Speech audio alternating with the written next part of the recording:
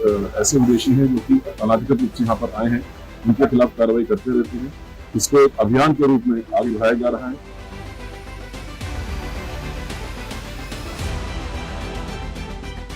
अगर घुसपैठी है तो उन्हें सरकार को इस्तीफा दे देना चाहिए। अगर घुसपैठी 11 साल के बाद ढूंढ रहे हो आप, तभी मैंने कहा ये एसआईआर नहीं है, एनआरसी है। उनके पेट में क्यों दर्द हो रहा है? अगर घुसपैठियों को खोजा जा रहा है पुलिस के द्वारा, प्रशासन के द्वारा और भाजपा के द्वारा भी, तो उनको दर्द क्यों हो रहा है?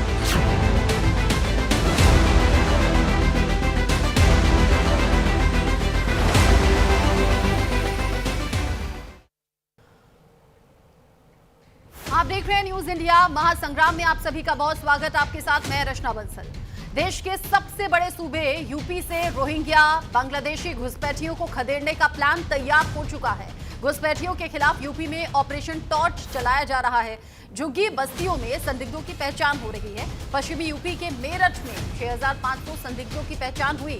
वाराणसी और रायबरेली में भी 500 संदिग्धों के दस्तावेज चेक किए जा रहे हैं। घुसपैठियों के खिलाफ ये एक्शन तब हो रहा है जब मुख्यमंत्री योगी आदित्यनाथ ने निर्देश दिए थे कि हर जिले में घुसपैठियों के खिलाफ अभियान चलाया जाए। सभी मंडलों में अस्थायी डिटेंशन सेंटर बने और इन्हीं डिटेंशन सेंटर में घुसपैठियों को रखा जाए।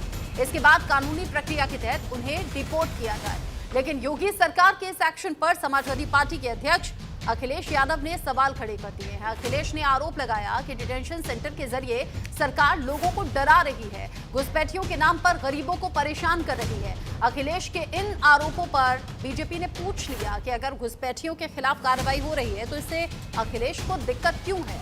घुसपैठियों की पहचान से अखिलेश परेशान, बेचैन क्यों है? हालांकि सियासत के बीच में सवाल यह है कि जो रोहिंग्या बांग्लादेशी घुसपैठिए देश की सुरक्षा के लिए खतरा हैं, उनकी पहचान हो रही है तो इस पर सियासत क्यों? घुसपैठियों के खिलाफ एक्शन पर सियासी टेंशन क्यों? और सवाल ये भी कि अखिलेश जो आरोप लगा रहे हैं उसमें कितना दम है? आज इसी मुद्दे पर करेंगे बात, लेकिन पहले रिपोर्ट देखिए।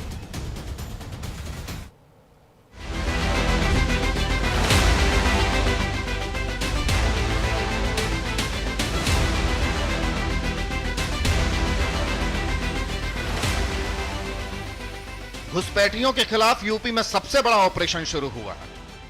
रोहिंग्या बांग्लादेशी घुसपैठियों की पहचान के लिए पुलिस और सुरक्षा एजेंसियों ने सर्च ऑपरेशन चलाया। इस ऑपरेशन का नाम दिया गया ऑपरेशन टॉर्च।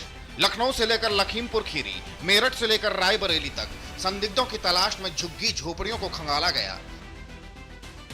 यूपी पुलिस और सुरक्षा एजेंसियों ने यह एक्शन तब लिया जब मुख्यमंत्री योगी आदित्यनाथ ने निर्देश दिए थे कि घुसपैठियों के खिलाफ हर जिले में अभियान चलाएं।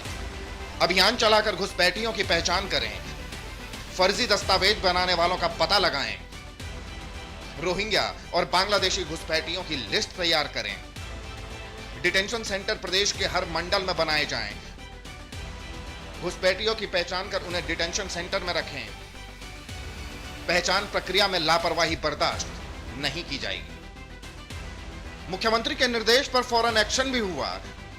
घुसपैठियों को दबोचने के लिए ऑपरेशन टॉर्च चलाया गया। साथ ही पकड़े जाने वाले घुसपैठियों पर नकेल कसने के लिए फुल प्रूफ प्लान तैयार किया गया। बताया जा रहा है कि पकड़े जाने वाले अवैध बांग्लादेशी या रोहिंग्या घुसपैठियों को डिटेंशन सेंटर में तो रखा ही जाएगा, इसके अलावा घुसपैठियों का एक बड़ा डेटाबेस तैयार किया जाएगा। डिटेंशन सेंटर में रखे जाने वाले घुसपैठियों की बायोमेट्रिक प्रोफाइल तैयार की जाएगी। उनकी उंगलियों के निशान, आइरिस, चेहरे की बनावट के साथ ही पहचान से जुड़ी जानकारियों को सुरक्षित किया जाएगा। कई घुसपैठिया एक बार खदेड़े जाने के बाद दोबारा न घुस सकें, इसे ध्यान में रखकर पुलिस प्रशासन अपनी तैयारी कर रहा है। बायोमेट्रिक प्रोफाइल होने की उनकी भविष्य में आसानी से पहचान की जा सकेगी। संदिग्धों की लिस्ट दूसरे राज्यों की पुलिस के साथ भी साझा की जाएगी। योगी सरकार का यह एक्शन इसलिए क्योंकि पिछले 20 साल में रोहिंग्या और बांग्लादेशी घुसपैठियों ने फर्जी पहचान पत्रों के सहारे शहर दर शहर अपनी पहचान बदलकर नेटवर्क बड़ा किया। पकड़े जाने पर वे तुरंत दूसरी जगह नई पहचान बनाकर बस जाते थे। पूरा नेटवर्क फर्जी दस्तावेज बनाने वाले गिरोहों की मदद से चलता था। लेकिन योगी सरकार का नया मास्टर प्लान इसी नेटवर्क को जड़ से तोड़ने की तैयारी है। ऑपरेशन टॉर्च से संदिग्धों की पहचान हो रही है और इसे लेकर सीएम योगी ने यूपी की जनता से सहयोग की अपील की है। सोशल मीडिया पर पोस्ट कर यूपी के मुख्यमंत्री ने लिखा, प्रदेश में अवैध रूप से रह रहे रोहिंग्या एवं बांग्लादेशी घुसपैठियों के विरुद्ध सख्त और निर्णायक कार्रवाई प्रारंभ हो गई है। मैं प्रदेश की जागरूक जनता से अपील करता हूं कि सतर्क रहें और घरेलू अथवा व्यावसायिक कार्यों में किसी भी व्यक्ति को नियोजित करने से पूर्व उसकी पहचान अवश्य सुनिश्चित कर लें। इसके साथ ही सीएम योगी ने लिखा, सुप्रीम कोर्ट ने एक सुनवाई के दौरान महत्वपूर्ण टिप्पणी की है कि घुसपैठियों के लिए लाल कालीन नहीं बिछाई जा सकती। इससे स्पष्ट है कि घुसपैठिए किसी भी कीमत पर स्वीकार्य नहीं है। संसाधनों पर अधिकार नागरिकों का है, घुसपैठियों का नहीं। मुख्यमंत्री योगी ने साफ कर दिया कि यूपी में एक भी घुसपैठिए को रहने नहीं देंगे, घुसपैठियों की पहचान कर उन्हें खदेड़ेंगे। लेकिन योगी सरकार के इस एक्शन पर सियासी टेंशन बढ़ने लगी। योगी सरकार के ऑपरेशन टॉर्च पर सियासत शुरू हो गई। घुसपैठी नहीं है, अगर घुसपैठी है तो उन्हें सरकार को इस्तीफा दे देना चाहिए। अगर घुसपैठी 11 साल के बाद ढूंढ रहे हो आप, तभी मैंने कहा ये एसआईआर नहीं है, एनआरसी है। एसआईआर के बहाने एनआरसी कर रहे हैं। अभी उनको निकाल लें, बाद में हमें पीडीए वालों को निकाल देंगे। घुसपैठियों के खिलाफ हो रही कार्रवाई पर समाजवादी पार्टी के मुखिया अखिलेश यादव ने सवाल खड़े कर दिए, तो बीजेपी ने भी फौरन जवाब दिया। यूपी के डिप्टी सीएम केशव मौर्य ने पूछा, अगर पुलिस और सुरक्षा एजेंसियां घुसपैठियों को खोज रही हैं, तो इससे समाजवादी पार्टी को दर्द क्यों है? उनके पेट में क्यों दर्द हो रहा है? अगर घुसपैठियों को खोजा जा रहा है पुलिस के द्वारा, प्रशासन के द्वारा और भाजपा के द्वारा भी, तो उनको दर्द क्यों हो रहा है? उनसे क्या रिश्तेदारी है, वो सार्वजनिक करें। क्यों घुसपैठियों को मतदाता सूची में और यहाँ बसाने का काम अपनी सरकार के समय किए? क्यों आतंकवादियों का मुकदमा उन्होंने अपनी सरकार के समय वापस लेने का काम किया? इसका जवाब तो अखिलेश यादव जी को देना। यूपी में घुसपैठियों को लेकर गरमाई सियासत के बीच सभी जिलों में घुसपैठियों के खिलाफ अभियान तेज होगा। जहां घुसपैठियों की संख्या ज्यादा है वहां चेकिंग अभियान चलेगा। घुसपैठियों को डिटेंशन सेंटर में रखा जाएगा। लेकिन इसी बीच बीजेपी नेता आनंद द्विवेदी ने दावा कर दिया कि सिर्फ लखनऊ में ही 50,000 घुसपैठियों की पहचान कर ली गई है। लगभग 50,000 के करीब घुसपैठिए हमारे लखनऊ महानगर की सीमा में हम लोग सस्पेक्ट कर चुके हैं, हम लोग चिन्हित कर चुके हैं। और कौन कौन झुग्गियों में ऐसे सस्पेक्ट हैं, कौन कौन कहां पर रह रहा है, इसकी झुग्गी झोपड़ियों की भी लिस्ट हमारे पास है। उसको भी हम समय आने पर प्रशासन को सौंपेंगे, जिससे प्रशासन अपनी कार्रवाई आगे बढ़ा सके। और मैं जानता हूं कि जिस प्रकार से लखनऊ महानगर में जो अवैध घुसपैठिए घुसे हुए हैं और उनका जो यहाँ पर कार्य है वह भी जो है सब लोगों की जानकारी में है, क्या करते हैं वो, तो निश्चित तौर पर ऐसे लोगों को बाहर जाना होगा। बीजेपी का दावा है कि किसी भी घुसपैठियों को नहीं बख्शा जाएगा, सख्त एक्शन होगा। लेकिन विपक्ष सरकार की मंशा पर सवाल खड़े कर रहा है, सरकार पर गंभीर आरोप लगा रहा है। हालांकि सियासत के बीच सवाल है, अगर घुसपैठियों की पहचान हो रही है, घुसपैठियों को बाहर करने का प्लान बन रहा है, तो इससे विपक्ष को दिक्कत क्यों है? जो घुसपैठिए देश की सुरक्षा के लिए खतरा है, उन्हें खदेड़ने की तैयारी है, तो सियासत क्यों? Bureau report, news India.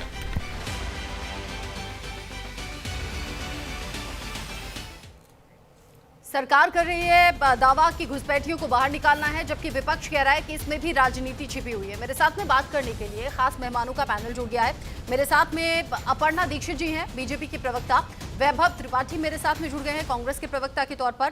Colonel retired शरण जी मेरे साथ में समाजवादी पार्टी के प्रवक्ता के तौर पर जुड़े हैं। और डॉक्टर आलोक पांडे राजनीतिक विश्लेषक के तौर पर मेरे साथ में जुड़े हुए हैं। आप सभी का बहुत स्वागत न्यूज इंडिया पर। जिस तरह की खबरें अभी सामने आ रही हैं यूपी को लेकर, ऐसे अलग अलग से आरोप हैं। और सबसे पहले शरद जी, मैं आप ही से पूछ लेती हूँ, क्योंकि अखिलेश यादव कह रहे हैं कि अगर ऐसा है तो पिछले 11 साल में होश क्यों नहीं आया, जबकि यूपी की तरफ से कहा जा रहा है, यानी कि यूपी सरकार की तरफ से कहा जा रहा है कि ये तो घुसपैठी हैं, अगर इनको ढूंढा जा रहा है, बाहर निकाला जा रहा है, तो आपको ऐतराज क्यों? दोनों ही चीजें हैं, इस पर आप क्या कहेंगे? आप म्यूट हैं शायद।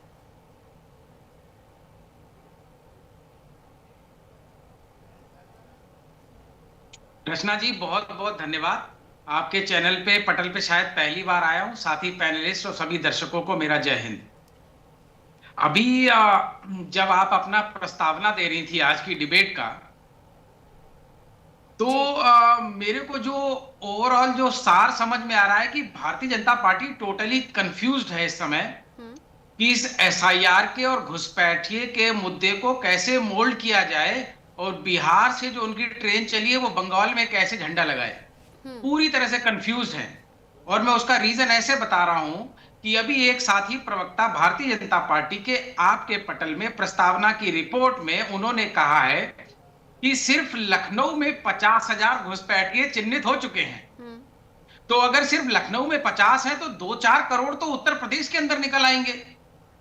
तो इस देश में कितने करोड़ घुसपैठिए आए हैं पिछले 11 साल में? और जहां तक मैं समझता हूं, देखिए पहली बात तो ये जितने बॉर्डरिंग एरियाज हैं, ईस्टर्न जितने भी स्टेट्स हैं, मैं सब में सर्व कर चुका हूं when I was in army, so I understand the intricacies of that. जब आप कहते हैं कि इस देश में घुसपैठिए हैं और आपकी सरकार अगर 6 महीने पहले बनी हो, तो स्वाभाविक है कोई भी नागरिक आपको ये छूट देगा कि आप स्थापित हो जाइए और कार्रवाई करिए। अगर 11 साल से आप दिल्ली में सरकार बनाए हुए हैं और उसी पार्टी का एक प्रवक्ता ये कहता है कि सिर्फ लखनऊ में 50,000 अभी चिन्हित हो चुके हैं और चिन्हीकरण अभी जारी है, तो कम से कम गृह मंत्री और प्रधानमंत्री को तो इस्तीफा दे देना चाहिए, किसी नए आदमी को मौका देना चाहिए। और ये बात मैं इसलिए कह रहा हूं कि अमेरिकन एयरफोर्स के जहाज से भारतीयों को हथकड़ियों को रस्सियों से बांध के और चेहरे पे मास्क लगा के और एयरफोर्स के जहाजों से दिल्ली भेजा गया। हाँ। लेकिन पिछले 11 साल में मैंने भारतीय वायुसेना का जहाज ढाका उतरते हुए कोई वीडियो नहीं देखा। अभी बताइए आप चाहते हैं या नहीं? मतलब आपने अमेरिका का जिक्र कर दिया, आप जाहिर सी बात है वहां पर इस तरह का एक्शन हुआ। अगर हमारे देश में कोई इलीगली बाहर से आया हुआ, यानी कि बाहर के देश से आया हुआ शख्स रह रहा है, या फिर ये बड़ी संख्या में आंकड़े निकलकर सामने आ रहे हैं, तो आपके लिहाज से क्या होना चाहिए? उन्हें यहाँ से हटाया जाना चाहिए या नहीं? मेरे ख्याल से इस समय वर्तमान में भारत की आबादी लगभग 142 करोड़ है और शायद ही कोई एक नागरिक हो देश का जो इस बात को बर्दाश्त करेगा कि देश के अंदर कोई घुसपैठिया बैठा हो। ये सवाल तो आपको देश के किसी नागरिक से पूछना ही नहीं चाहिए। यह तो स्वाभाविक सत्य है कि कोई भी देश हो।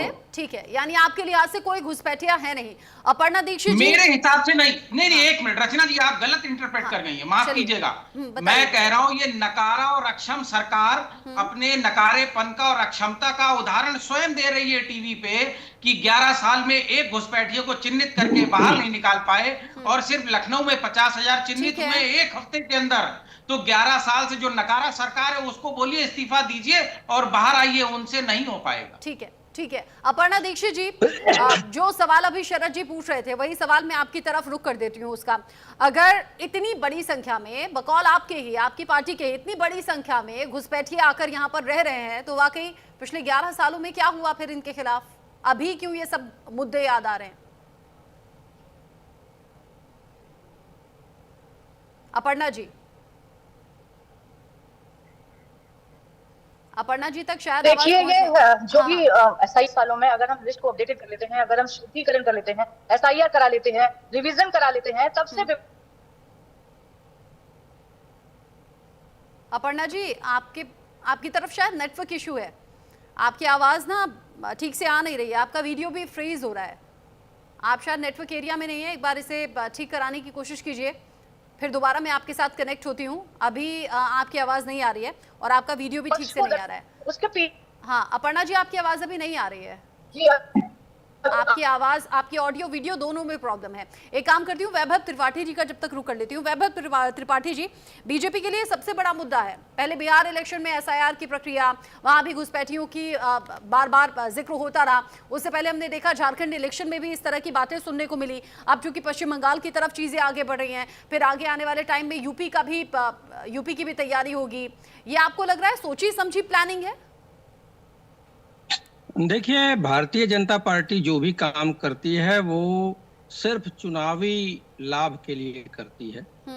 आपको मैं बताता हूं कि एनकाउंटर का बहुत ढोल पीटा योगी जी ने, और एनकाउंटर करने में पुलिस अधिकारियों के बहुत सारे ऑडियो वायरल हुए जिसमें ये कहा गया कि भाजपा के साथ जिलाध्यक्ष जी से मिल लीजिए वरना हमको तो एनकाउंटर का आर्डर। ये बुंदेलखंड का एक ऑडियो मैंने सुना था, वो मैंने आपको बताया।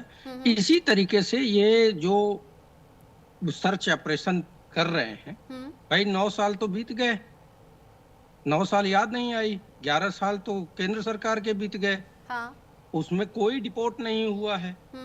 और कांग्रेस की बात कर लें, 14,000 2004 में किया है, 13,000 2005 में किया है। ऐसे मतलब हम लाखों लोगों को डिपोर्ट कर चुके हैं, लेकिन कभी ढोल नहीं पीटा।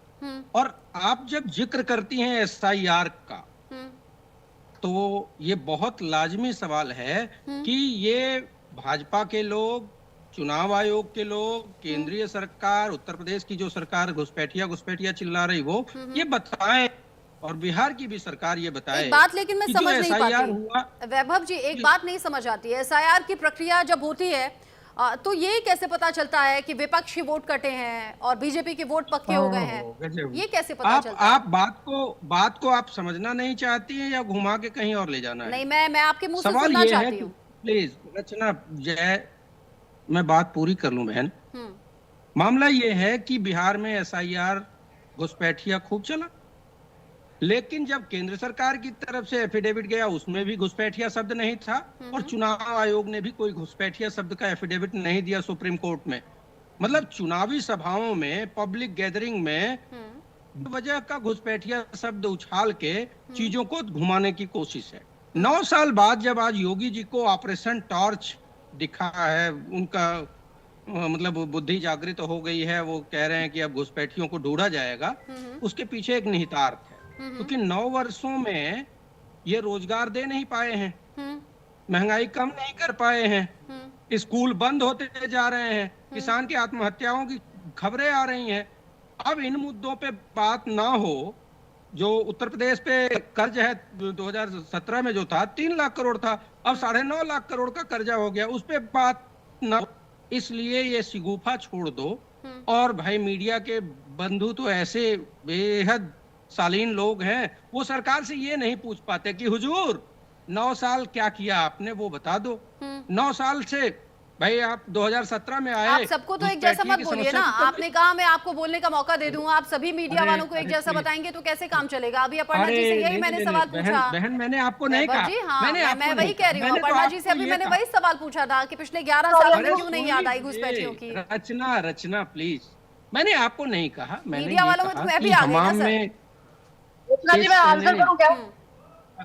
अरे ऐसा है, अब बात पूरी हो जाने दो। बेसिकली ऐसा नहीं है कि हर मीडिया वाला गोदी में ही बैठा है, कुछ निष्पक्ष पत्रकार भी हैं। ठीक है, लेकिन मैं ये कह रहा हूँ कि जो पत्रकारिता का वो उसूल था, जो पत्रकारिता मूल स्वरूप था कि सत्ता से उसकी नाकामयाबी, उसकी विफलताओं पे सवाल करता था, वो थोड़ा सा बदल गया है। अब सारे सवाल विपक्ष से होने लगे हैं, तो इसलिए सवाल खड़े हो रहे हैं। मैंने ये नहीं कहा घुसपैठिए डिटेंशन सेंटर की जब ये बात करते हैं, अब चूंकि शरद जी बोल चुके हैं, वैभव जी बोल चुके हैं, इन्हीं सभी सवालों को अपर्णा जी की तरफ हम मोड़ देते हैं। हाँ, बस 10 सेकंड में पूरा बोलिए। घुसपैठियों को डिटेंशन सेंटर और ये सब बातें कह के ये सिर्फ मुद्दों को डिरेल करना चाहते हैं, अपने मूल विफलताओं से बहस को शिफ्ट करना चाहते हैं, और देश में, प्रदेश में भय का माहौल बनाने की कोशिश करना चाहते हैं, जिनसे इनसे सवाल ना किया जा सके। और मीडिया के बंधुओं को मैं ये कहूंगा, जो गोदी में बैठे उनको भी निवेदन करूंगा कि कम से कम सरकार की विफलताओं पे सवाल कीजिए। बिहार में जब महागठबंधन भी वोट अधिकार यात्रा या बिहार अधिकार यात्रा निकाल रही थी तो कहा जा रहा था वोट नहीं कटने देंगे। उधर एनडीए ये दावा करती रही कि देखिए SIR की प्रक्रिया हुई है, हमें तो भर भर कर वोट मिले हैं, और बिहार में जिस तरीके से एनडीए ने सरकार बनाई है उसको लेकर अब कह रहे हैं आगे के लिए कॉन्फिडेंस और ज्यादा बढ़ गया है। अखिलेश यादव ने सीधे सीधे सवाल उठाए ऑपरेशन टॉर्च पर डिंपल यादव ने भी सवाल उठाए हैं। वो कह रही है घुसपैठियों के खिलाफ कार्रवाई ठीक नहीं है, ये तो वर्ड ही गलत है। घुसपैठिए थे तो पहले क्यों नहीं कार्रवाई हो गई? डिंपल यादव ने सीधे पूछ लिया कि क्या 11 साल तक सरकार सो रही थी, पहले क्यों नहीं घुसपैठियों की याद आई? साथ ही डिंपल यादव ने यह पूछा कि बिहार से कितने घुसपैठिए निकाले गए, क्योंकि SIR की प्रक्रिया भी हाल ही में हुई है। डिंपल यादव ने तमाम बातें पूछी और पिछले 11 साल का जिक्र भी किया है। 11 साल की ये विलंब क्यों हुआ अभियान शुरू करने में? अगर इतने ही घुसपैठिए का सवाल है तो 11 साल तक क्या सरकार सो रही थी, जो उनको अब याद आई कि घुसपैठिए आ गए, घुसपैठिए को हटाना है? और अगर घुसपैठिए हैं तो SIR हुआ है बिहार में, आपके पास तो पता ही है क्या है, कितने लोग घुसपैठिए हैं, तो आप उनको आइडेंटिफाई करिए और बताइए कि कौन कौन घुसपैठिए आ रखा है। चूंकि शरद जी भी और वैभव जी की भी तरफ से सवाल पूछे गए हैं, अपर्णा जी आपको मुझे लगता है जवाब देना चाहिए, किस तरीके से अभी इक्वेशंस बनी हुई है और पिछले 11 साल में सरकार क्या कर रही थी? रचना, बेसिकली ऑपरेशन टार्च के साथ योगी मेरा जी को सवाल ऑपरेशन अपर्णा जी चीलम से भी है। शुरू करना चाहिए। वैभव जी, मेरा नहीं सवाल अपर्णा ऑपरेशन जी से है। चीलम भी शुरू करना चाहिए कि कितने बेरोजगार युवाओं ने चीलम पकड़ लिया है, तो शायद इसमें बहुत सारे नेतागण भी आ जाएंगे और बहुत सारे चीलम चिस्त भी आ जाएंगे।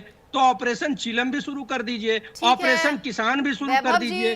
जनता की बात ना हो, सिर्फ योगी और भाजपा की यही रणनीति है कि जनता के मूल मुद्दों वैभव जी को ठीक है ना, अब अपर्णा जी का नंबर है, उन्हें बोलने दीजिए ना प्लीज। अपर्णा जी, हाँ आप जवाब दीजिए। अगर घुसपैठिए हैं तो अभी क्यों याद आ रहे हैं, पिछले 11 साल में क्यों जिक्र नहीं हुआ? देखिए ये जो पेट में दर्द उठ रहा है ना विपक्ष के, वो इसलिए उठ रहा है क्योंकि इनका जो कोर वोटर है ना रचना जी, कोर वोटर अब इनका जो कटेगा, जो बाहर से आए हुए लोगों को पनाह देने का काम 1983 के कानून में हुआ था IMDTA में, तो वो जो कानून लाया गया था जब कांग्रेस सरकार थी उसमें असम के टाइम पर जब अवैध अप्रवासी आ रहे थे, उस कानून को देखते हुए सुप्रीम कोर्ट ने कहा था कि इस कानून ने जटिल बनाया है, इस कानून में बाहर से आए हुए लोगों को कहीं ना कहीं नरमी बरती गई है, आसानी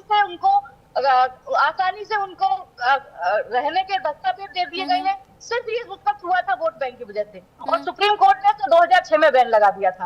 अब बैन लगाने का कारण इन लोगों को समझ में आया तो पूरा का पूरा कानून ही रद्द कर दिया गया था। तो मैं आपको बता दूं, ये कोर वोटर जो है ना, इनके शुरू से इनकी एक मंशा रही है कि अप्रवासियों को यहाँ पर बसा दो और जो हमारी मूलभूत सुविधाएं हैं जो हमारे देश के लोगों को मिलनी चाहिए, वो इनका कोर वोटर है, वो यहाँ बसने के लिए इनको वोट करता है क्योंकि ये उनको सपोर्ट करते हैं। धीरे धीरे ये इतना बड़ा हो गया है क्योंकि अब ये मुद्दा, अब फिर सवाल तो ये भी आएगा ना, अगर अपर्णा जी सुनिए, अगर घुसपैठिए घुस आए देश में तो वो घुस कैसे आए? फिर तो बॉर्डर एरियाज की सेफ्टी सिक्योरिटी को लेकर सवाल होगा ना। यही तो कह रही हूँ मैं, 1983 से, ये 1983 से पहले से चल रहा है। 2014 के बाद से क्या हुआ है? बिल्कुल 2014 के बाद की बात न करना। रोक नहीं लगी क्या बात कर रही है? रोक लगी है, जो अवैध ऑलरेडी रह रहे हैं उनको हम कानूनन रूप से। चलिए अब आपके लिहाज से ही पूछ लेती हूँ। आप कह रही हैं कि 1 सेकेंड आपने कहा कि ये पहले से चला रहा है, 1983 का जिक्र आपने कर दिया। आपने कहा 2014 के बाद से चीजें रुकी हैं।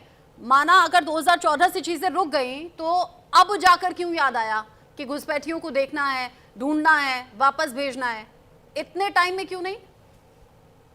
तो मैं आपको याद दिला देना चाहती हूँ, ये जो CAA NRC का जो कानून है वो जब पास हुआ था तो देश में क्या हालात हुए थे, और ये अभी तो पास हुआ नहीं है। सरकार की निगाह कब से है, सरकार ने कब से कानून बना रखा है, कब से प्रक्रिया का पालन चल रहा है, ये आज तो हो नहीं रहा है। रही बात SIR की, तो ये चुनाव आयोग अपनी स्वयं के निर्णय लेती है, इसमें सरकार और भारतीय जनता पार्टी तो कुछ करेगी नहीं। और ये लगातार आरोप लगाए जा रहे हैं कि जो भारतीय जनता पार्टी चुनाव आयोग को लीड कर रही है। तो मैं आपको बता देना चाहती हूँ, इसीलिए भारतीय जनता पार्टी डिपेंड कर रही है कि देखिए वर्गलाने की और अराजकता फैलाने की, जो लोगों को डराने की राजनीति जो चल रही है कि लोकतंत्र से भरोसा उठ जाए लोगों का, अराजकता का माहौल बन जाए देश में, ये भी ठीक नहीं। मुझे ऐसा लगता है कि ये जो फर्जी वोटिंग है, पिछले 20 वर्षों में कितने लोग मृत पाए गए होंगे, कितने लोग हैं जो पलायन कर चुके होंगे, कितने लोग हैं जो अवैध रूप से रह रहे हैं, और कितने ऐसे लोग हैं जिनकी डबल वोटिंग है। आप सोचिए, जो गांव में भी रहते हैं और जो शहर में भी रहते हैं, गलत तरीके से वोटिंग करते हैं। ऐसी मतदाता प्रक्रिया को अगर रोका जाए तो ज्यादा बेहतर है ना। ये तो हम सबके हित के लिए काम हो रहा है कि हमने फर्जी चुनाव आयोग ने काम किया है। इनकी बात का मैं जवाब देना चाहता हूं। ठीक है, आप दीजिएगा जवाब। वो कह रही है कि ये जो सब कुछ हो रहा है ये सबकी बेहतरी के लिए हो रहा है, और अब उन्होंने तमाम बातों का जिक्र कर दिया, क्या 2014 से पहले हो रहा था, क्या 2014 के बाद हुआ। लेकिन आज के टाइम पर इस पर सियासत चूंकि बहुत गर्मा रही है, तो मैं एक राजनीतिक विश्लेषक का भी व्यू इस पर जानना चाहूंगी। डॉक्टर आलोक पांडे जी हमारे साथ में जुड़े हुए हैं। डॉक्टर पांडे, आपको लग रहा है कि सारी चीजें जब एक तरफ जाती हैं तो बाकी चीजों से ध्यान डाइवर्ट करने की कोशिश होती है, जैसा कि विपक्ष कह रहा है? नहीं, मेरा मानना है कि SIR से देश का ध्यान कैसे दूसरी तरफ जाएगा। और क्या भारत का हमारा विपक्ष इतना कमजोर है? वो कह रहा है कि महंगाई प्रमुख बिंदु है, भ्रष्टाचार है, बेरोजगारी है, मैं मानता हूं, लेकिन क्या कांग्रेस और समाजवादी पार्टी इस समय रोडों पे उतरे हुए हैं? इन मुद्दों को लेकर जन आंदोलन चल रहा है।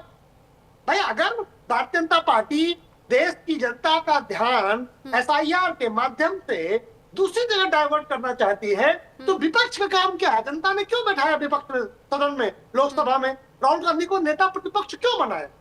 इसीलिए बनाया है ना कि राहुल गांधी रोड पे उतरे, अखिलेश यादव रोडों पे उतरे और महंगाई, भ्रष्टाचार, परिवारवाद या जो भी मुद्दा है जिसको लेकर के त्रिपाठी जी भी कह रहे कि देश में बहुत बड़े बड़े मुद्दे क्या इन मुद्दों को लेके विपक्ष को रोडों पर नहीं आना चाहिए? क्या जन आंदोलन नहीं होने चाहिए? क्या इस देश में जन आंदोलन, जो राजनीतिक जन आंदोलन है, वो प्रमुख बिंदुओं पर नहीं होने चाहिए? सत्ता पक्ष बरगला रहा है देश की जनता को। देश की जनता को सही दिशा किसको देना है? या तो सत्ता पक्ष देगा या विपक्ष देगा। बकौल विपक्ष, सत्ता पक्ष सही रास्ते पे नहीं चल रहा, तो विपक्ष की क्या भूमिका है? कि ट्विटर पे कुछ बोल दे, SIR पर कुछ बोल दे और चुपचाप बैठ जाए, या रोडों पर उतरे, जन आंदोलन करे और सरकार को एक्सपोज करे, सरकार की कमियों को एक्सपोज करे। लेकिन रोडों पे उतरने के लिए संघर्ष करना पड़ता है, मेहनत करनी पड़ती है। तो उतरे थे रोड पर, कोई फायदा ही नहीं हुआ विपक्ष को। तो यही तो मैं कह रहा हूँ कि भाई जब चुनाव होता है तो जनता परीक्षा तय करती है। लोकतंत्र में सबसे बड़ी जो परीक्षा है वो चुनाव है। अगर आप चुनाव में बहुत बुरी तरह हार जाते हैं, इसका मतलब है कि या तो आपके मुद्दे उचित नहीं है या आपने मुद्दों को उचित तरीके से उठाया नहीं। SIR जैसा मुद्दा जैसे बिहार में राहुल गांधी जी ने, फिर तेजस्वी जी ने उठाया, लेकिन वोट चोरी जब नहीं हुई क्योंकि कोई कंप्लेन उस तरह से नहीं आई, कांग्रेस कहती रही कि बहुत सारी कंप्लेन है, लेकिन ऑथेंटिक जवाब वो नहीं दे पाए।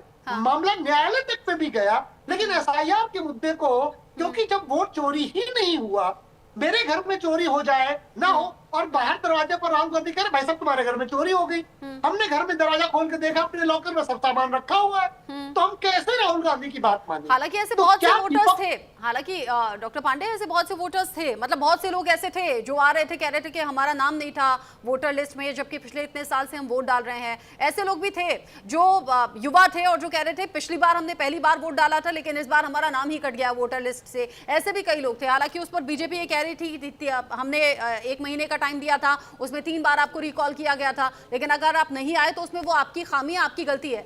इस बीच एक बड़ा अपडेट भी है। वाराणसी पुलिस कमिश्नर मोहित अग्रवाल ने बड़ा दावा किया है। वाराणसी में 500 संदिग्धों को चिन्हित किया गया है। संदिग्धों को 1 हफ्ते का समय भी दिया गया है। पुलिस कमिश्नर ने खुद इस बारे में बताया और कहा कि दस्तावेज दिखाने के लिए हमने वक्त दिया है क्योंकि वो संदिग्ध हैं। अब 1 हफ्ते का टाइम दिया है कि अगर आपके पास कोई सही डॉक्यूमेंट्स हैं, ऑथेंटिक डॉक्यूमेंट हैं, तो आप उन्हें दिखाइए। घुसपैठियों के खिलाफ अभियान लगातार चल रहा है, ये पुलिस कमिश्नर की ओर से बताया गया और 500 संदिग्ध अब तक मिले हैं। यहाँ पर जो लोग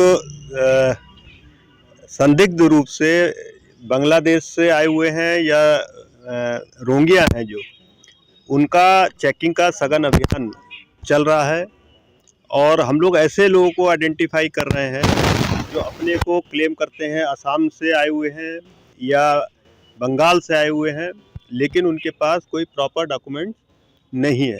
ऐसे हम लोगों ने अभी तक लगभग 500 संदिग्ध लोगों को चिन्हित किया है और ये कार्रवाई लगातार अभी चल रही है। जब ये कंफर्म हो जाएगा कि इनके जो कागजात उन्होंने दिखाए हैं ये एकदम फर्जी हैं, इनको 1 हफ्ते का और समय दिया गया है कि अपने कागजातों को, अपनी बर्थ को, अपनी सिटीजनशिप को प्रूव करने का। यानी शरद जी और वैभव जी जो अभी लखनऊ को एग्जाम्पल दे रहे थे कि 50,000 वहां पर घुसपैठियों का जिक्र है और अगर पूरी यूपी में देखा जाए तो करोड़ों में संख्या चली जाएगी। तो अब वाराणसी से जो पुलिस कमिश्नर है वो बता रहे हैं कि 500 संदिग्ध तो अब तक पकड़े गए हैं। 1 हफ्ते का हालांकि उन्हें टाइम दिया गया है कि आप डॉक्यूमेंट्स दिखाइए। वैभव जी, अगर जांच पड़ताल में इस तरह की चीजें सामने आ रही हैं कि किसी के पास लीगल डॉक्यूमेंट नहीं है, कोई ऐसे ही यहाँ पर रह रहा है, तो क्यों ना फिर शक की निगाह से देखा जाए और क्यों ना फिर डॉक्यूमेंट मांगे जाएं? ये तो देश के लिए नुकसान है ना। देखिए रचना, घुसपैठियों को कोई भी सरकार डिपोर्ट करेगी तो किसी भी देश के नागरिक या किसी भी राजनीतिक दल को कोई आपत्ति नहीं। तो ये जो बात की जा रही है, केशव मौर्य कह रहे थे कि ये रिश्तेदार हैं, तो 9 साल तक केशव मौर्य के रिश्तेदार थे जो आप चुपचाप उनको खिला रहे थे, ये बात। दूसरा, मतलब आपकी आपत्ति सिर्फ टाइमिंग को लेकर है? नहीं, टाइमिंग को भी लेके नहीं है। बेसिकली ये आंतरिक सुरक्षा का मामला है और ये बेहद गोपनीय हो है। गोपनीयता से इसको करके लोगों को डिपोर्ट करना सरकार की जिम्मेदारी थी, लेकिन सरकार इसमें नंगा नाच कर रही है और अपने मूल मुद्दों को भटकाना चाहती है जो जनता के मुद्दे हैं। वोटर जांच की बात अपर्णा कह रही थी, तो वोटर जांच हर साल जनवरी में बहन होता है, जिसमें जो लोग नए 18 वर्ष के होते हैं उनका नाम जोड़ा जाता है और जो लोग मृत हो जाते हैं उनको काटा जाता है। तो ये कोई नई प्रक्रिया नहीं है। तो जो SIR के नाम पे बवंडर बनाया है वो कुछ अलग है, आप पहले उसको पढ़िए। दूसरी बात, SIR में ये कह रहे थे देश को सर्वे नहीं किया गया, कितने मर पाएंगे, कितने पलायन करते हैं, कितने बाहर बच गए। बहन आप ना, अगर आपके बीच में मैंने बोला हो, अगर आपके बीच में बोला हो तो बोलिए, नहीं तो मर्यादा तोड़ना तो भाजपा की निशानी है। तो प्लीज अगर बीच में नहीं बोलेंगी आप अपना बोलिए, ठीक है। SIR में घुसपैठिया के नाम पर अगर अपर्णा आप ये कहती हो कि SIR में घुसपैठियों को किनारे किया, तो दो मामले होते हैं। एक तो पहले बिहार में कितने घुसपैठिए पकड़े गए ये आप बता दीजिए, भारत सरकार बता दे, चुनाव आयोग बता दे, चाहे बिहार की सरकार बता दे। और दूसरा मामला ये है कि चुनाव आयोग के पास इस बात का अख्तियार नहीं है, राइट नहीं है कि वो नागरिकता डिसाइड करे। 2 पॉइंट हो गए। तीसरी बात, जनता, पहले क्या होता था कि सरकार, चुनाव आयोग की ये जिम्मेदारी थी कि हर वोटर को रजिस्टर करे, लेकिन अब क्या है कि चुनाव आयोग ने सारी जिम्मेदारी जनता पे थोप दी है कि भाई आप पहले डॉक्यूमेंट दो तब तो आप वोटर, नहीं तो तुम जहां जाओ हमसे नहीं मतलब है। तो मतलब पहले जनता सरकार चुनती थी, अब सरकार ही जनता को चुनेगी, वोटर को चुनेगी, ऐसी परिपाटी शुरू हुई है। तीसरा, अभी आलोक जी जो कह रहे थे कि जन आंदोलन, आलोक जी मैं आपको दावे के साथ कहता हूं, चैलेंज करता हूं, किसी एक मुद्दे को ऐसा नहीं है कि ये सरकार सर्वगुण संपन्न है, आपकी नजर में भी कुछ चीजें गलत सही हो रही होंगी, तो आपको मैं चैलेंज करता हूं, किसी एक मुद्दे को लेके अपने जिला मुख्यालय पर एक धरना देने के लिए आप खड़े होइए। अगर लाठी मारकर आपको बाहर नहीं कर दिया जाए तो जो कहिए सो। सवाल यह है, जब बनारस में प्रधानमंत्री आते हैं या बनारस में कोई भी आंदोलन, अभी पिछले दिनों बनारस में यूथ कांग्रेस का एक कार्यक्रम था, अरे प्लीज, यूथ कांग्रेस का एक कार्यक्रम था जिसमें यूथ कांग्रेस के राष्ट्रीय अध्यक्ष को कार्यक्रम ही नहीं करने दिया गया। जितने यूथ कांग्रेस और कांग्रेस के नेता थे उनको हाउस अरेस्ट कर दिया गया। तो आंदोलन करने का जगह क्या इस सरकार ने कहीं छोड़ा है? क्या कभी कोई अनुमति मिलती है कि हम ये धरना प्रदर्शन करना चाहते हैं, अनुमति दे दीजिए? नहीं। हालांकि जब बात जन आंदोलन की हो रही थी, जब बात जन आंदोलन की हो रही थी और सड़कों पर आने की हो रही थी, तो मुझे तो राहुल गांधी की भारत जोड़ो यात्रा नहीं समझ में आई। भारत जोड़ो यात्रा जो देश के अलग अलग हिस्सों से होकर गुजरी, सैकड़ों नहीं हजारों लोगों को राहुल गांधी साथ में लेकर चल रहे थे। तो ये तो डॉक्टर आलोक पांडे की बात का जवाब हो गया कि क्यों नहीं विपक्ष के नेता जन आंदोलन छेड़ते या लोगों के बीच में जाते। तो भारत जोड़ो यात्रा के दौरान ये सब कुछ देखा, लेकिन बावजूद इसके विपक्षी नेता जब इस तरह के जन आंदोलन करते हैं तो उसका उस तरीके से फायदा मिलता नहीं है। अरे सर, हम 50 बार बोल चुके हैं इस सरकार के खिलाफ भी। नहीं बोल चुके हैं। आपका एक आध वीडियो में देखना चाहूंगा कि आप सरकार के खिलाफ कभी बोले हो। मैंने एक ताजा उदाहरण आपको दिया है। अब वैभव जी, कोई क्या बोलेगा क्या नहीं बोलेगा ये भी आप ही बताएंगे। कोई क्या बोलेगा क्या नहीं बोलेगा ये आप ही बताएंगे। मैं ये नहीं कह रहा हूँ। हाँ। मैंने कहा यूथ कांग्रेस का एक ताजा, मैंने उसे पूछा तो, वैभव जी मैंने उसे पूछा तो सही, वो जन आंदोलन की बात कर रहे थे, मैंने उन्हें पूछा तो कि राहुल गांधी से बड़ी भारत जोड़ो यात्रा किसी नेता की याद नहीं आती मुझे। भारत जोड़ो यात्रा में पैदल चले राहुल गांधी, लोगों को साथ लेकर चले। कौन से नेता ने कर ली ऐसी जन आंदोलन यात्रा? एक पूर्व निर्धारित कार्यक्रम था जिसमें पैदल मार्च करने नहीं दिया गया। अब बात ये करती हैं, कांग्रेस के जमाने में यही जो भाजपा के नेता थे वो कहते थे कि हम लाल चौक पे झंडा फहराएंगे जी, सिक्योरिटी थ्रेट था। कांग्रेस ने कहा कि भाई उनको हेलीकॉप्टर से ले जाइए और तिरंगा झंडा फहराइए क्योंकि ये उनका लोकतांत्रिक अधिकार है। लेकिन प्रोटेस्ट का अधिकार इस सरकार ने कैसे कुचल दिया है, आप उठा के देख लीजिए कि 13 महीनों तक किसान दिल्ली के बॉर्डर खड़े रहे, 700 किसानों की शहादत हो गई। आंदोलन छेड़िए ना, जेल भरो आंदोलन छेड़िए ना। करेंगे मिस्टर आलोक, आपकी ये बात भी पूरी करेंगे।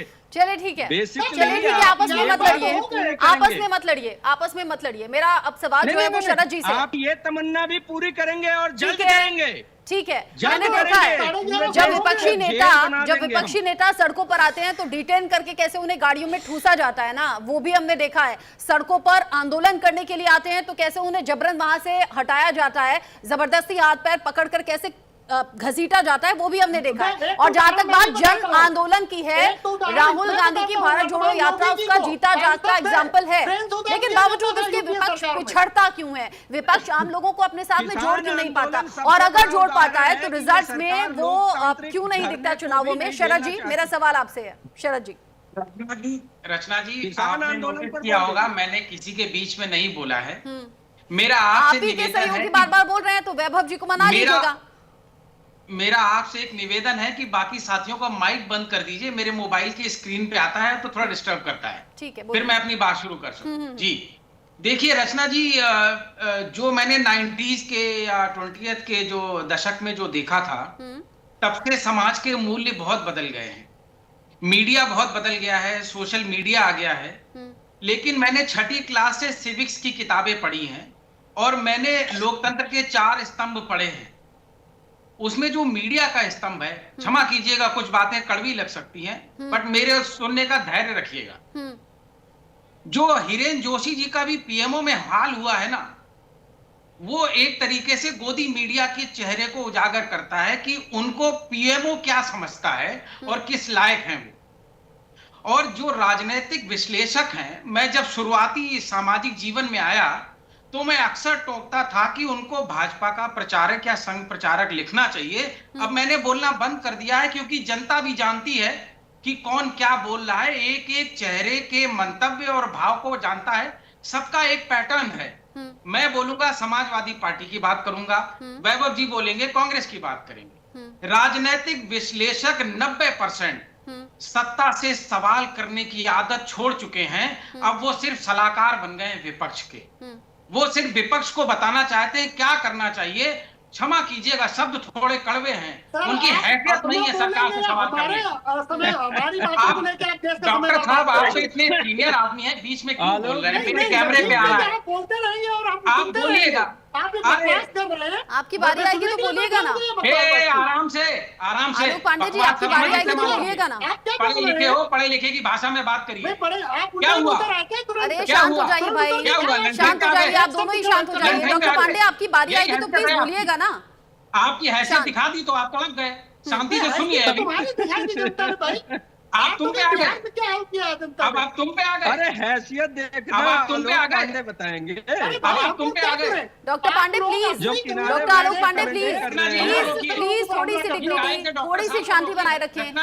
अभी शरद जी अपनी बात पूरी कर लेंगे ना, तो आप ही के पास आऊंगी तब बोल लीजिएगा जो भी बोलना है। हाँ, अब इसको छोड़ते हैं। जो ये अभी उतावलापन हुआ है, दर्शकों को मैं यही निकाल के बाहर रखना चाहता था। अब दर्शक तय कर लेंगे कौन क्या है। अब मैं मुद्दे पे आ जाता हूं। देखिए, एसआईआर के लिए लगातार लोग बोल रहे हैं घुसपैठिए चिन्हित करना है, लेकिन बिहार में संख्या नहीं दी, सरकार बदल चुकी है। आज तक ना लोकसभा में दी, ना चुनाव आयोग ने किसी प्रेस घोषणा में दी, ना विज्ञप्ति में नहीं दी, कोई चिट्ठी निकला, ना कोई लेटर निकला है। कम से कम देश को नहीं पता कि बिहार में घुसपैठिए कितने चिन्हित हुए, तो उनको निकालना तो भूल ही जाइए। बात तो झारखंड को लेकर भी डेमोग्राफी चेंजेस की हो रही थी, बात तो झारखंड को लेकर भी हो रही थी, अब बात पश्चिम बंगाल को लेकर भी हो रही है। आप मुझे बात समाप्त कर लेने दीजिए प्लीज। अभी डीआईजी बनारस ने बोला कि हमने 500 चिन्हित किए हैं, बांग्लादेशी और रोहिंग्या।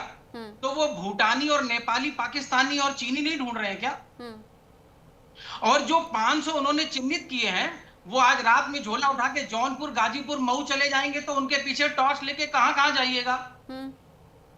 जो आप जिस तरीके से, वो मुख्यमंत्री जी ने बोला है कि हर जिले से हमको संख्या दीजिए शाम की ओके रिपोर्ट में, तो हर जिले से संख्या दी जा रही है, यहाँ मिले, यहाँ मिले, यहाँ मिले, यहाँ मिले, और ये 2 करोड़ हो जाएंगे 2 दिन में। मैं आपको बता रहा हूं, तब मुख्यमंत्री जी कहाँ मिलेंगे?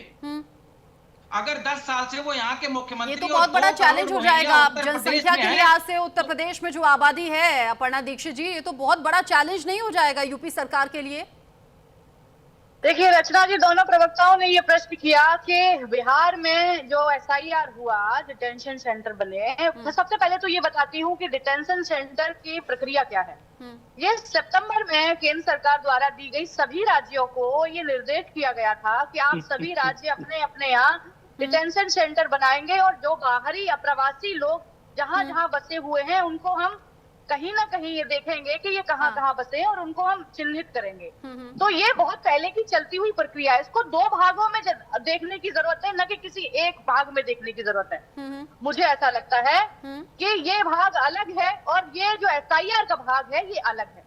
इन दोनों को लगातार विपक्ष में देख रही हूँ कि लगातार करने की कोशिश कर रही है। मैं आपको बता दूं, ये जो जिस प्रकार से एसआईआर का मुद्दा चल रहा है, ये हमें कहीं ना कहीं सर्वे के अंतर्गत जब उनके पास कागज नहीं मिलेंगे तो इसमें डबल काम हो जाएगा सरकार का। ये भी सुन लीजिए, ये मुद्दे दोनों अलग है, लेकिन हम एक पंथ जो दो काज वाली जो कहावत यानी आप ये कह रहे हैं कि जो इलीगली रह रहे हैं उनकी पहचान भी हो जाएगी और जो यही के हैं और उनके पास डॉक्यूमेंट नहीं है उनके डॉक्यूमेंट तैयार हो जाएंगे, ऐसा आपका कहना है? और सुन लीजिए, ये लगातार ये कहने की कोशिश हो रही है सरकार द्वारा, विपक्ष द्वारा, कि एसआईआर के मुद्दे में जिस प्रकार से कहीं ना कहीं त्रुटि हो रही है। तो मैं आपको बता दूं महोदय, अगर आपको शिकायत करना नहीं आता है तो मुझे बता दें आप दोनों, कहाँ त्रुटि आ रही है और कहाँ 2 करोड़ आ गए। अभी कहाँ पहले से आकलन करने लग जाते हो, कहाँ से आप ये रचना प्लीज लग जाते हो? बाबा जी, आपके साथ कितनी डिबेट्स कर चुकी, मैंने आपको नैरेटिव बनाते हुए कभी नहीं देखा, आज पहली दफा देख रही हूँ। अभी तो बनारस की उन्होंने महिला कमिश्नर रहे हैं कि देखिए 500 डिटेक्ट किए हैं, डिटेक्ट किए हैं भाई, इनको 2 करोड़ नहीं बना दिया गया है। आप अपनी भाषा को खुद ही अपने गौर वोटरों को भड़का रहे हो क्या? आपको तो जरा ये हो जाना चाहिए कि रचना बात इनकी पूरी हो गई। हालांकि जब मैंने पूछा कि कैसे पता लगता है कि जो घुसपैठिए हैं वो भी इनके वोटर्स हैं या एसआईआर की प्रक्रिया में जो वोट कटेंगे वो भी विपक्ष के ही वोट कटेंगे, ये तमाम सवाल ऐसे हैं। अच्छा वैभव जी, पता नहीं आप क्या खा कर आए हैं, सबके बीच में आप बोल भी रहे हैं, सबसे ज्यादा भी आप बोल रहे हैं, सबसे ज्यादा मौके भी आपको मिल रहे हैं। अभी आलोक पांडे जी का टाइम बाकी है, इस बीच एक बड़ा अपडेट भी है।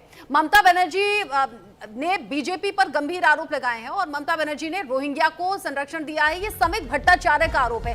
पश्चिम बंगाल चुनाव को देखते हुए ये जो आरोप प्रत्यारोप है, इस बीच बीजेपी ने ममता बनर्जी को घेरा है। ममता बनर्जी ने रोहिंग्याओं को संरक्षण दिया है, ये समीक भट्टाचार्य का कहना है। घुसपैठियों को ममता सरकार ने दावत दी है, समीक भट्टाचार्य ने गंभीर आरोप लगाया, साथ ही कहा कि घुसपैठियों का लगातार साथ दे रही हैं ममता बनर्जी और जैसे जैसे चुनाव नजदीक आएंगे वैसे वैसे ये मुद्दा और ज्यादा गर्माएगा। एसआईआर को लेकर पहले ही पश्चिम बंगाल में बवाल मचा हुआ है। ममता बनर्जी ने साफ कर दिया था कि एसआईआर को यहां लागू नहीं होने देंगे। अब समीक भट्टाचार्य का नया बयान। पश्चिम बंगाल एक ऐसा प्रदेश है जिस जगह में रोहिंग्या को दावत दिया जा रहा है। पश्चिम बंगाल एक ऐसा प्रदेश है जो सत्तारूढ़ पार्टी का नेता खुलेआम बोलता है किसी भी बांग्लादेशी का नाम वोटर लिस्ट की बाहर में नहीं रहना चाहिए। ये साइलेंट डेमोग्राफिक इन्वेशन चल रहा है, इंटरनेशनल कॉन्स्पिरेसी है। ये पश्चिम बंगाल को पश्चिम बांग्लादेश बनाने का कॉन्स्पिरेसी, और वो दिखाई दे रहे हैं। अब मुर्शिदाबाद देखा, मोहेस्तोला देखा, खिदिरपुर देखा, हावड़ा का बागनान देखा, तो सारे जगह पे ऐसा हो रहे हैं। चुनाव नजदीक आते आते ये आरोप प्रत्यारोप इतना ज्यादा बढ़ क्यों जाते हैं डॉक्टर आलोक पांडे जी? क्योंकि पश्चिम बंगाल में जो विधानसभा चुनाव हुए लास्ट, हमने देखा कैसे विद्रोह बहुत ज्यादा बढ़ गया, टकराव बढ़ गया, लोगों की जानें तक चली गई, हत्याएं हो रही थी और बीजेपी टीएमसी पर आरोप लगा देती थी, टीएमसी बीजेपी पर आरोप लगा देती थी। अब जैसे जैसे चुनाव वहां नजदीक आ रहे हैं वैसे वैसे और ज्यादा ये द्वेष बढ़ता जा रहा है, एक के बाद एक बयान बढ़ते चले जा रहे हैं। देखिए, वैसे तो मुझे अपने व्यक्तिगत जो मेरे ऊपर हमला किया गया तो उसका जवाब देना चाहिए था, लेकिन उससे दर्शकों का समय खराब होगा। लेकिन फिर भी 10 सेकंड में उसमें ही बोलूंगा कि अगर ये लोग आते हैं जो प्रवक्ता कांग्रेस और समाजवादी पार्टी के, पहले चैनल पर आरोप लगाते, फिर एंकर पर आरोप लगाते, एंकर से जब मन नहीं भरता तो राजनीतिक विश्लेषकों पर आरोप लगा देते हैं। तो आप लगाते रहिए आरोप, पहली बात।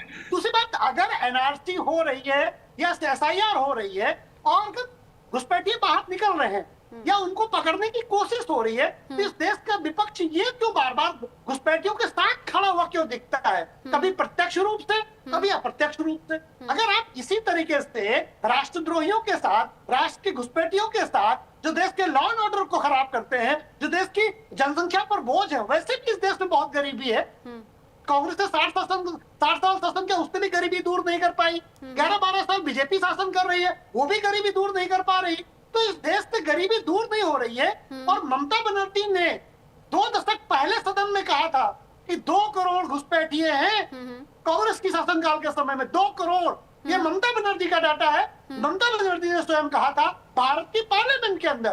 तो आप बताइए, इस समय वो महागठबंधन में या इंडिया अलायंस में है, नहीं है, पता नहीं, लेकिन विपक्ष के साथ जुड़ी हुई है। उनके नेता ने एक समय कहा था कि 2 करोड़ घुसपैठिए हैं, तो कम से कम 2 करोड़ तक तो निकाल लेने दीजिए। दूसरी बात, बिहार में एसआईआर हुआ, नहीं पकड़े गए। आपको पता नहीं कि बिहार से बंगाल कितनी जल्दी चला जाया जा सकता है?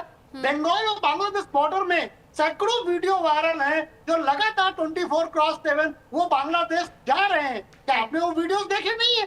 तो इसलिए घुसपैठियों के मुद्दे पर मेरी भाई सबको, पूरे राजनीतिक दलों को ये सलाह है कि लेकिन जब बात राजनीति के ऊपर ममता उठिए। बनर्जी से होती है, जब बात टीएमसी पर आरोप लगाने को लेकर होती है, तो सीधे सीधे वो ये कहते हैं कि कैसे कोई सीमा पर पार करके किसी राज्य में आ सकता है। फिर तो सवाल बॉर्डर सिक्योरिटी को लेकर होना चाहिए, और जो सीधे जवाबदेही बनती है वो केंद्र सरकार की बनती है।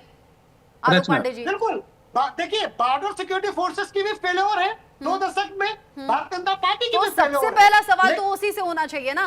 हालांकि सेना का पूरा सम्मान है, लेकिन डॉक्टर आलोक पांडे, अगर ऐसा हो रहा है और लगातार हो रहा है तो राज्य सरकारों की जवाबदेही बाद में बनेगी। पहले बीएसएफ से पूछा जाए, केंद्र सरकार से पूछा जाए। देखिए, जो बांग्लादेश की ज्योग्राफिकल कंडीशन है, अभी 10 साल पहले तक जमीन का बंटवारा कहां कहां तक होगा किसका, यही तय नहीं हो पाया था। उसके बाद फेंसिंग लगना है, क्योंकि एक गांव के 20 से रोड जाती, इधर बांग्लादेश इधर भारत है, आधे घर बांग्लादेश में आधे भारत में है। तो कुछ ऐसी प्रैक्टिकल प्रॉब्लम भी रही जिससे घुसपैठ नहीं रोका जाना संभव नहीं था। लेकिन क्या हम पिछले 70 सालों में नहीं कर पाए, तो क्या आगे लेकिन भी ये नहीं एक्सक्यूज करेंगे? कैसे दे सकते हैं कि जो पिछले 70 साल में नहीं हुआ वो अभी भी नहीं होगा? 2014 के बाद क्या ये रुक गया? और अगर नहीं रुका तो फिर कैसे आज धड़ल्ले से कहा जा रहा है कि फला सरकार ने या फला राज्य में घुसपैठियों को एंट्री दे दी गई या उन्हें रहने का साधन दे दिया गया, जैसे कह दिया गया कि ममता बनर्जी तो सीधे सीधे घुसपैठियों को दावत दे रही है। ये तो तमाम सवाल है ना जो उठते हैं। अच्छा, शरद जी और वैभव जी दोनों ही इस पर रिएक्ट करना चाहते हैं। पहले शरद जी आप बोल लें। मुझे बस 20 सेकंड रचना जी चाहिए। हाँ, बोलिए। पांडे जी का बहुत बहुत धन्यवाद। कम से कम उन्होंने ये स्वीकार किया है कि पिछले 10 साल में भारतीय जनता पार्टी की सरकारें ना तो घुसपैठ होने से रोक पा रही हैं, ना घुसपैठियों को वापस भेज पा रही हैं। हाँ। मेरी एक प्रार्थना है केंद्र सरकार से, जैसे अमेरिका ने एयरफोर्स की जहाज में हथकड़ियों और रस्सियों से बांध के यहाँ पे घुसपैठियों को भेजा था, मैं कम से कम अगले 15 दिन में चाहता हूँ कि भारतीय जनता पार्टी, भारतीय आपका कहना वायुसेना के यह है, अगर जहाजों घुसपैठिए में पकड़े जा रहे हैं तो वो धागा में दिखने चाहिए और रस्सियों से बांध वापस के जाते भेजे। हुए उसी तरीके से नजर आए। वैभव जी जी, जल्दी से बिल्कुल। 20 सेकंड में आप नहीं, तो इस्तीफा दे दे। पार्टी वाले ही गिरोगे फिर। हाँ, वैभव जी जल्दी से 20 सेकंड, मेरे पास टाइम नहीं है। रचना, बेसिकली ऐसा है कि गृह मंत्री अमित शाह जी बिहार में ये कहते देखे कि हम नहीं रोक पा रहे हैं, तो बेशर्मी से ये जो घुसपैठिया हो रहा है वो तो पहले बंद होना चाहिए। यानी आप कह रहे हैं कि या तो उनका जिक्र ही ना हो या तो ऑन रिकॉर्ड ही बताया जाए कि कितने घुसपैठिए हैं। अपर्णा जी, क्या आप नेशनल टेलीविजन पर ये सुनिश्चित करेंगी कि अगर घुसपैठियों का मुद्दा उठ रहा है तो बाकायदा वो डेटा सामने आना चाहिए कि कितने घुसपैठिए हैं, कैसे उन्हें वापस भेजा जा रहा है, ये पूरा डेटा आएगा सरकार की तरफ से? अपर्णा जी, आपने मुझे बहुत कम मौका दिया। कुछ नहीं आएगा। ये झूठे और मक्कार लोग हैं, ये कभी कुछ नहीं करेंगे। आप शांत हो जाइए ना वैभव जी, उनको बोलने तो दें। इकलौती महिला पैनलिस्ट है, बोलने दें, थोड़ा सम्मान रखें, शांत हो जाए। वैभव जी नहीं, मेरे पास लास्ट 1 मिनट है। अपर्णा जी बोलेंगी? नहीं, शांत। अपर्णा जी जल्दी से। कृपया आपका प्रश्न दोबारा रिपीट कर मैं दीजिए। पूछना चाह रही हूँ, अगर घुसपैठिए हम बार बार सुन रहे हैं, तो क्या वो डेटा सामने आएगा कि इतने घुसपैठिए हैं, अब इन्हें हम वापस भेज रहे हैं, डिपोर्ट कर रहे हैं? बिल्कुल बिल्कुल आएगा, मैं आपको अश्योर करती हूँ। ये विपक्ष का हमेशा का है। विपक्ष तो ये भी कहता आ रहा है लगातार SIR क्यों होगा। पूरे बिहार में माहौल बना के रख दिया था विपक्ष वालों ने। बिहार में तो माहौल सबसे ज्यादा लेकिन आप लोगों ने बनाया था। बिहार इलेक्शन खत्म हो गया, ये बताया ही नहीं घुसपैठिए कितने हैं। देखिए, पूरी बात हो जाने सत्ता की जवाबदेही से भागने का भरसक प्रयास है, और मीडिया के बंधु भी इसमें सहयोग कर रहे हैं, ये गलत। अरे फर्जी बात में वोटिंग रुके, ये तो यही नहीं चाहते। इनका तो ये कहना था। जवाब नहीं आया कि बिहार में कितने घुसपैठिए पाए गए। जवाब नहीं आया कि घुसपैठ रोकने में अमित शाह जब विफल हैं तो उसके लिए क्या वो इस्तीफा देंगे। इन बातों पे चर्चा नहीं होगी, सिर्फ विपक्ष पे हम। तो उसके कुछ सकारात्मक नतीजे आने चाहिए। अगर बार बार बात घुसपैठियों की हो रही है, दूसरे देश से आए हुए बसे हुए लोगों की हो रही है, इलीगल तरीके से रह रहे हैं, तो वो डेटा अब सरकार की तरफ से दिया जाए और ये बताया जाए कि एक्शन क्या लिया गया सरकार की तरफ से, तब तो माना जाएगा कि सही दिशा में चीजें चल रही हैं। अभी के लिए आप सभी का शुक्रिया। अपर्णा जी, शरद जी, वैभव जी, आलोक पांडे जी, बहुत शुक्रिया साथ में जुड़ने के लिए, इस डिस्कशन में साथ में रहने के लिए। महासंग्राम में अभी के लिए बस इतना ही।